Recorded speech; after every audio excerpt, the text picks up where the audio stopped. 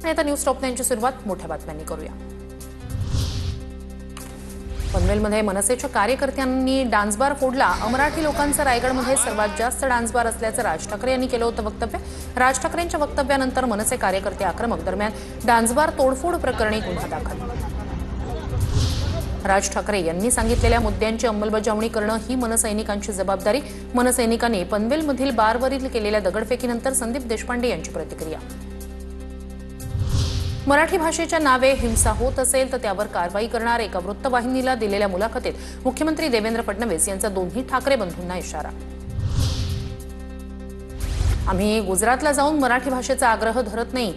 मराठी भाषेसाठी हिंसाचार करणार, काय करायचं ते करा। संजय राऊतांचा मुख्यमंत्री फडणवीसांना आव्हान। शिंदे आणि ठाकरे एकत्र येण्याची शक्यता कमी, तर राज ठाकरेंना शिवसेनेतून आम्ही बाहेर काढलं नाही, कुणी काढलं हे सर्वांना माहिती आहे। देवेंद्र फडणवीसांचा उद्धव ठाकरेंवर निशाणा।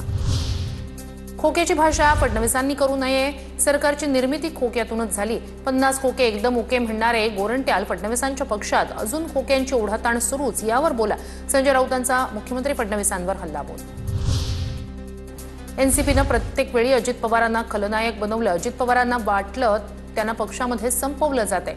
एका वृत्तवाहिनीला दिलेल्या मुलाखतीत मुख्यमंत्री फडणवीसांचं वक्तव्य। राज ठाकरेंचा जातीजातीत तेढ निर्माण करण्याचा प्रयत्न उद्योग बाजारपेठा मराठी लोकांनी निर्माण केलेला नाही। उद्योगधंद्यांमध्ये परप्रांतीयांचंही योगदान आहे। राज ठाकरेंवर टीका करताना नारायण राणेंचं वक्तव्य। ठाकरे घराणं नाही तर उद्धव ठाकरेंची शिवसेना संपवायला बसलोय।